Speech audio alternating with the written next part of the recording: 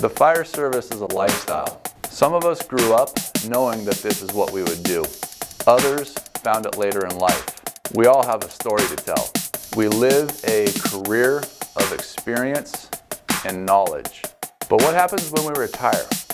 All that knowledge and experience walks out the door. Welcome to Capture the Knowledge.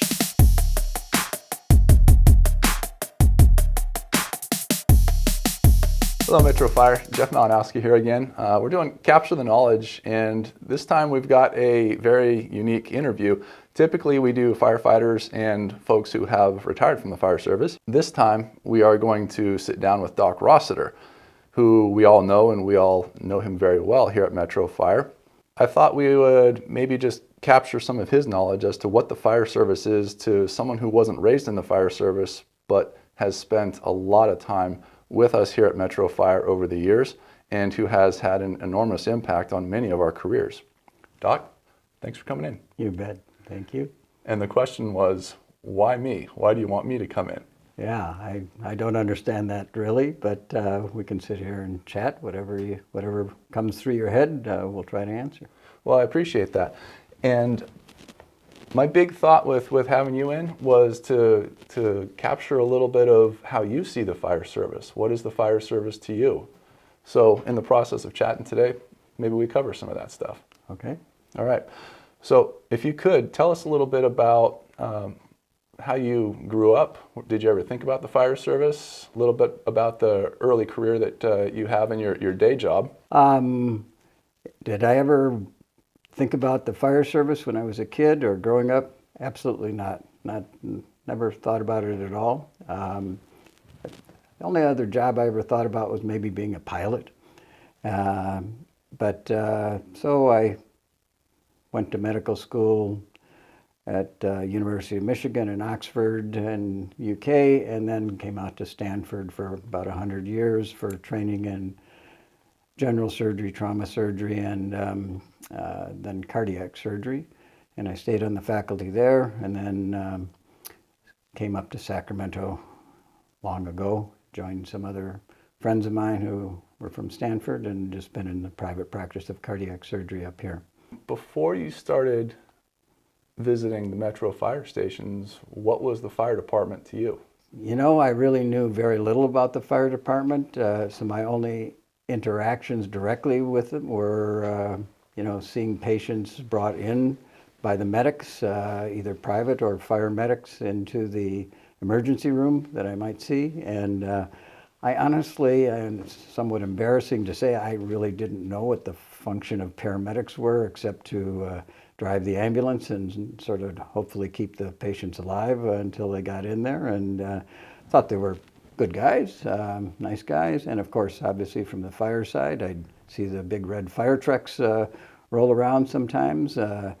Thought these guys were taking risks times that I wasn't taking, but I really didn't know firemen, and didn't think about it a whole lot. So what changed? I'm often asked that. One day in, must have been 2002, I was called down to the emergency room to see a critical patient with a cardiac situation that I ended up operating on later, and there were these Metro guys there, and I didn't know that it was unusual to have an engine and a medic at the station with at the ER with a bunch of people, and it happened to be a young fire captain named Mark Wells, who later happened to become the chief of this organization, and a few other guys that were there. And so we talked a little bit, and seemed to be nice guys. I said, I was going to say goodbye, and Mark said, well, why don't you come out and ride with us sometime? And I said, why would I want to do that? And so that was it, and we exchanged some information, and I don't know, a few weeks later he called me up and said, hey, you want to come out and ride with us? And I said, oh, okay. So that was it. Went out and rode with them, and got to know them a little bit. This was at Station 24, which is a fairly busy station. I still, Mark still calls me up once in a while, and he still swears that on that first day that I went and rode out with the medic, and after a couple of calls, he swears that I said, I don't really want to ride on the ambulance anymore. I want to ride on the engine. I know what happens after they get to the hospital, so I'm just riding on the engine from now on.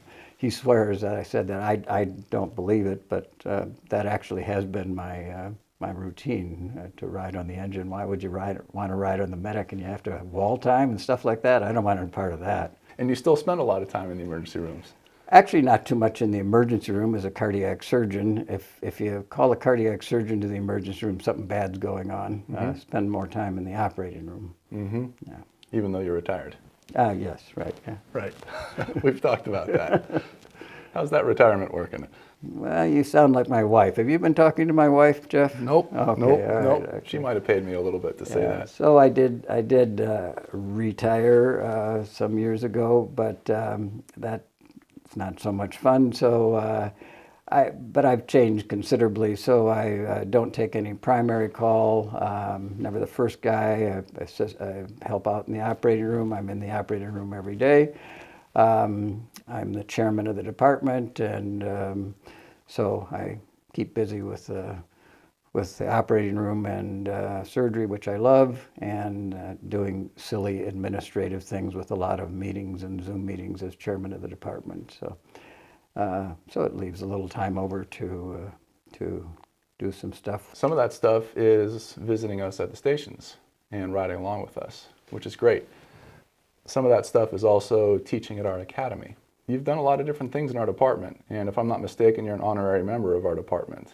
Yeah, in 2011, some people, I guess, got an idea that they ought to do this, and so they had me at a board meeting and actually gave me a badge and some turnouts. I don't know what you do with those turnouts, and made me the first honorary member. Actually, I think this is correct. There was the second honorary member made, Dr. Kevin Mackey, just this last year, and everybody knows Dr. Mackey. He's a great guy. He's very knowledgeable and passionate about EMS and the fire service, and so I was happy to see that. So what you're saying is you have seniority on Dr. Mackey. Well, I'm afraid I do have seniority chronologically also. Whiskers, we might Yeah, call it. yeah. Whiskers. So what happened between 2002 and 2011? You clearly spent more and more time visiting stations and getting more involved. What drove that? What really drove it, of course, was free meals. So I'd go to stations, if somebody'd call up and say, you want to come over for dinner, or I'd show up for dinner, and I've actually asked Chief Harms if he would publish on a website the daily menu of each station.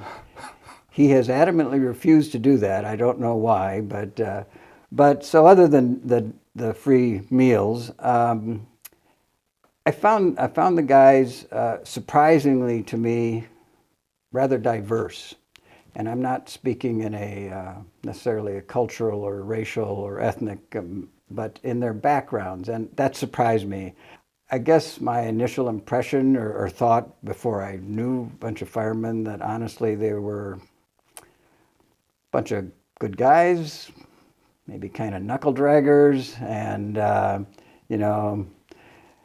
to a certain extent that has been borne out, but actually I found a lot of guys very interesting with different backgrounds, whether they'd been in another career before and then drawn into the fire service versus the guy that came in at age 18 and has been a career firefighter. And I got to have great respect for most of them. I've gotten to know some of them very well, a lot of them moderately, and most of them at acquaintance because I've seen most of them in the academies throughout the year. And so I found that interesting. Obviously, from the beginning, we'd often sit down at the stations and have little talks about some medical things, maybe a call we'd been on, and or asking questions or showing some images or pictures of some surgery we've done, something unusual, or, and so forth. And found that many of the guys had some interest in that, and was always interested in answering any questions, because I found the medics, of course, they see doctors all the time in the emergency room, but often they don't have a lot of time to answer all the questions and so forth. And so while we're sitting there eating our rare hamburgers, could perhaps answer some questions about the medical field. So the free food, and what I'm hearing though also is that people are a big part of it. Absolutely. A lot of interesting perspectives on life in general, but also on the fire service. And I've learned a lot too. I've learned about the fire service. I obviously know nothing about fire ground operations or boat operations or air ops and dropping water on things and so forth.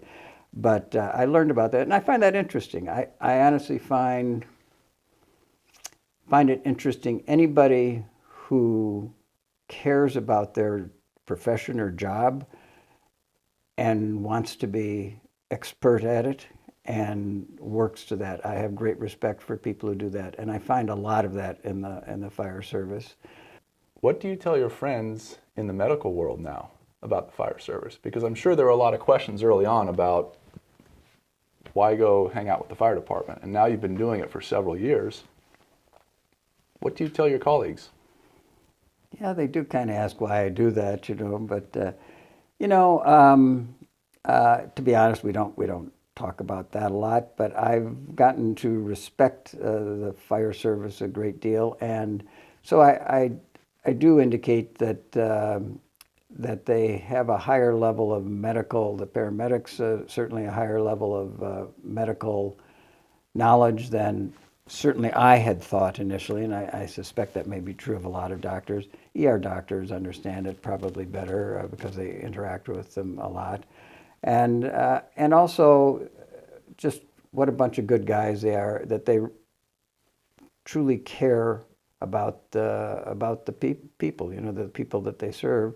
There's certain similarities. Why the heck would a cardiac surgeon hang out with a bunch of fire departments? But there's certainly certain similarities. And one thing I always tell the guys, and most of them I think actually believe this, but what an incredible privilege it is that we, as firefighters, paramedics, doctors, nurses, are allowed to be involved in the lives of people, often at the worst time of their life, or the most dangerous time of their life, the most threatening and frightening time of their lives, that we're allowed to become part of that and hopefully make a difference in their lives.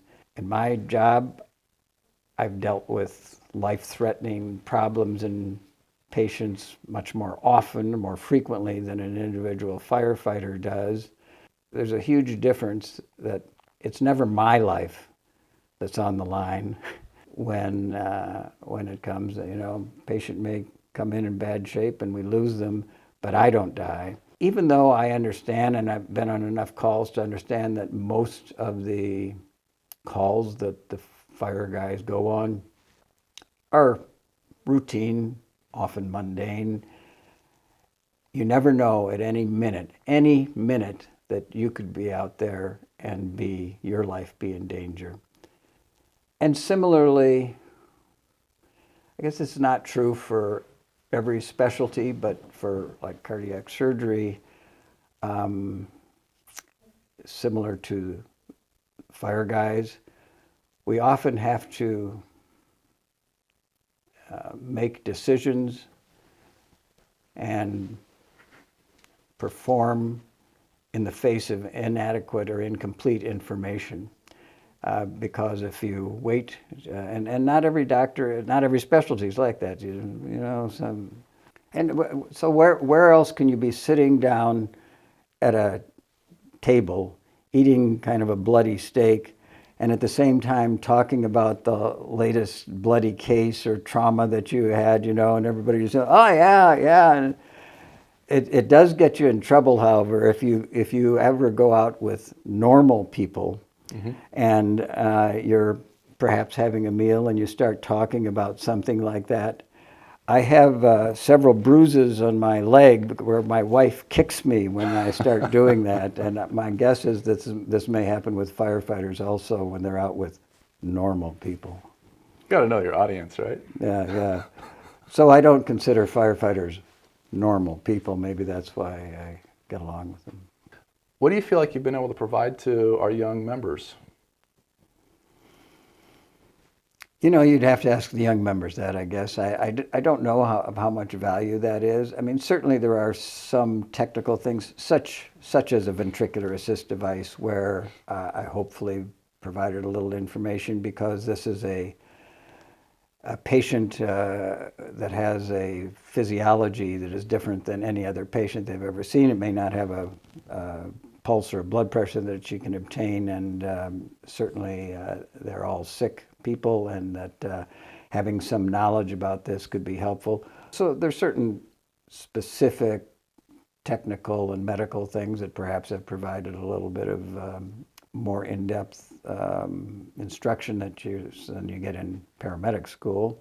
I think perhaps in the academies, when you give more formal lectures, maybe it's of some help for them to get a little background, actually see a video of some heart surgery, what a heart looks like fibrillating, actually see a human heart and stuff like that. That's probably not of great import to make them better paramedics. It doesn't help them learn their protocols better, but perhaps it gives them a little background. And what I try to do is, especially at the academies and when we sit down, is use a little common sense and actually think. Think a little bit about what you're doing. Always follow the protocols, for sure. I never tell them to deviate from that. But to be thinking about what they're doing for the patient, because you can just follow the protocols and go A through D, and the patient is still dying. Well, you know what? Maybe you're on the wrong protocol, or maybe you're not doing it right, or maybe you need to do it more. But to just blindly follow a protocol and not to assess what the treatment you're doing, what the effects that having is not doing a great service for the patient. So I try to do that a little bit, and perhaps try to indicate that certainly in the medical field, we can talk about the fire service. I'm not sure this is so true in the fire service, but there's always new knowledge coming at an exponential rate.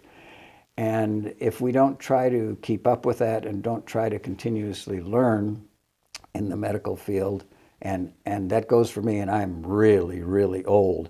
I'm learning stuff all the time, and that's one of the things that makes it interesting.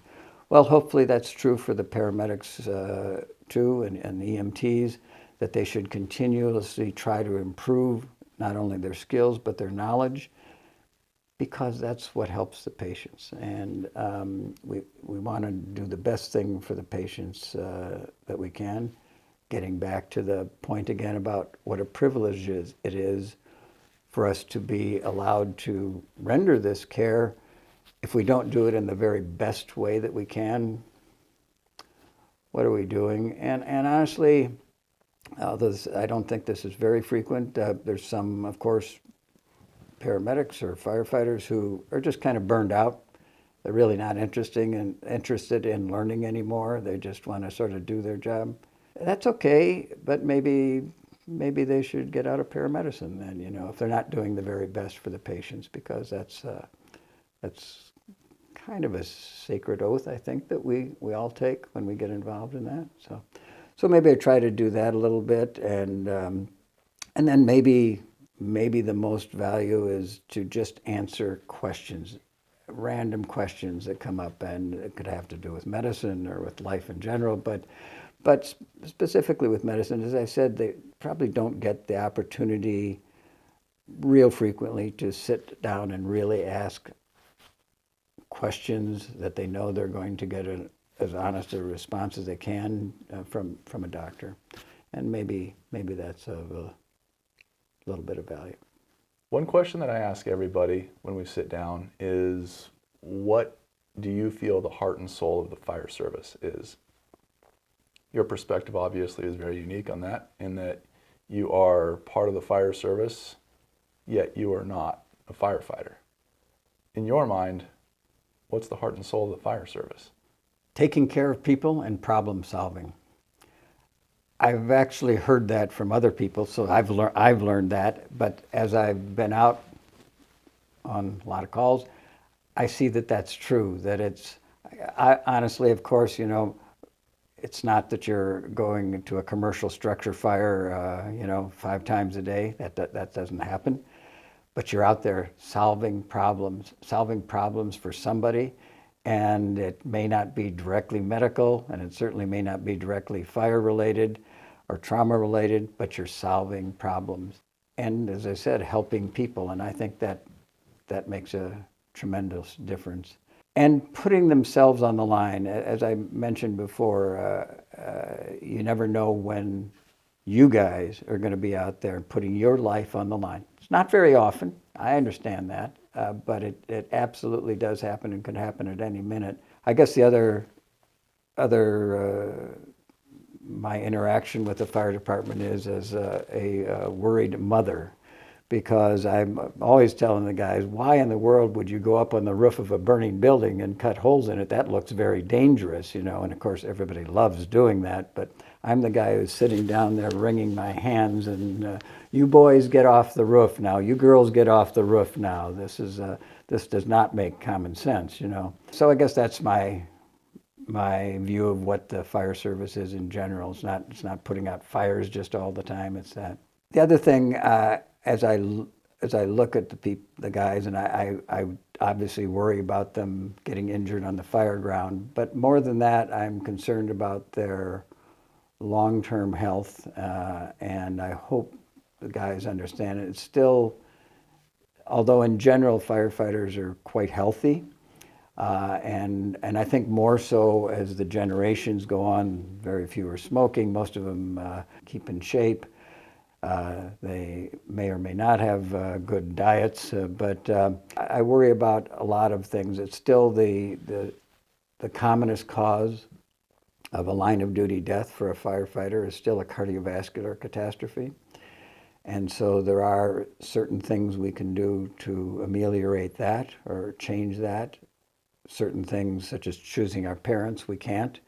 But some of the environmental things we can change, and then all of the other exposures. I worry a lot about those sorts of things for long-term stuff, and we all know that. We've seen folks with various malignancies, pulmonary issues, and so forth. There actually is not a lot known about that. Not enough research has been done. Certain aspects are known, but many aren't known. Many things aren't known about the exposure. So I think being cognizant of these things and inculcating common sense preventative measures in the fire service is important, because I worry about the guys and gals long term from that too. And people, we talk about that a lot.